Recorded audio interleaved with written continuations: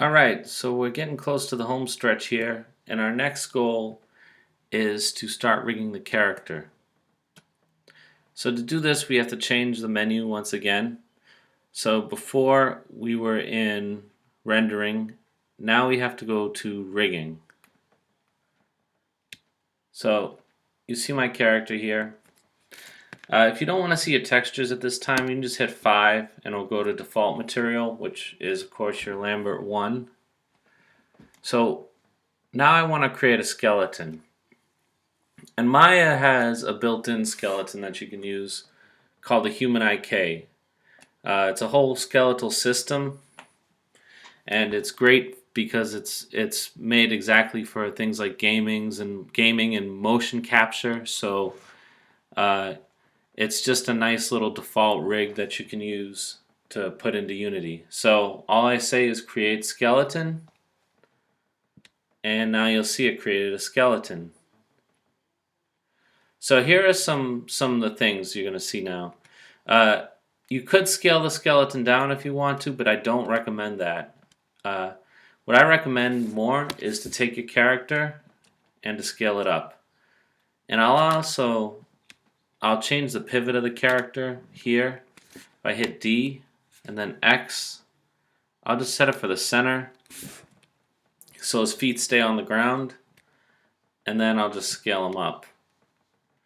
Now the height of your character should be about the top of the head here. You just want to take one part of the character and kind of line it up to where it's supposed to be. So that's there. So that looks good. The arms are about in center. And now we just have to start moving the joints in place. So a couple of things. First thing, under shading, I'm going to say X-ray joints. This way I can see where the joints are. And I want to place them where my cuts are. So I'm also going to turn wireframe on shaded, just because I'll have to select the joints and I want to see exactly where things are. I might also turn off the grid just in case I don't need it. Just so I can see things. Alright, so you want to check all views. So you see here, if I zoom out, I'm going to want to move this character right in the center of the rig. So I'm going to move it like that, right in the middle. And we've already taken care of a good portion of the rigging. But now we have to go into more detail. So I want to start moving and positioning these joints where I think the character is going to bend, or where I actually know the character is going to bend. The key is to work in the hierarchy. So I just want to be able to select the skeleton. So there's a way to do this through, let me see, through this menu here. So if you look at the top here, in this case it was collapsed on me if I just hit this triangle. This allows you to discretely select certain types of objects in your 3D scene. So if I click on this and say all objects off, I can't select anything. But now if I click here, joints, I will only select my joints. Okay, so this is another way, just like with the layers, but in this case it's just a little bit faster. Alright, now I want to start positioning these joints. And to position them, I want to work up, kind of right down the chain. So I'm going to actually start with the lowest joint. Actually, no, I'm sorry. I'm going to start with the highest joint in the hierarchy, and we'll do the arm first. So I'm going to just start positioning the joints. And I don't want to move them out of place too much, and I don't want to rotate them too much. I just want them to fit in where I think they should go. Alright. There we go there. And I'm just going to keep it right along that chain. If I want to, I can kind of move it up here a little bit. But I want to keep them as straight as possible. As you can see for the leg, it's going to be a little bit harder. And we're going to talk about right now how to do that. So I'm going to start moving this in place. Alright. And then the knee instead of just moving it like this, well, actually that's fine because it's going to move the ankle in place. So yeah, so I'm going to keep just going down the hierarchy till finally I get to the ankle there. All right, the neck is very important, so I'm going to move the neck up to about right there. And then the head fits perfect. Remember, the head joint is the end of the chain. This joint doesn't rotate anything. It's just there as a placement marker, so just to say it's the end of the chain. But from here to here, most of the rotations on your neck are controlled here.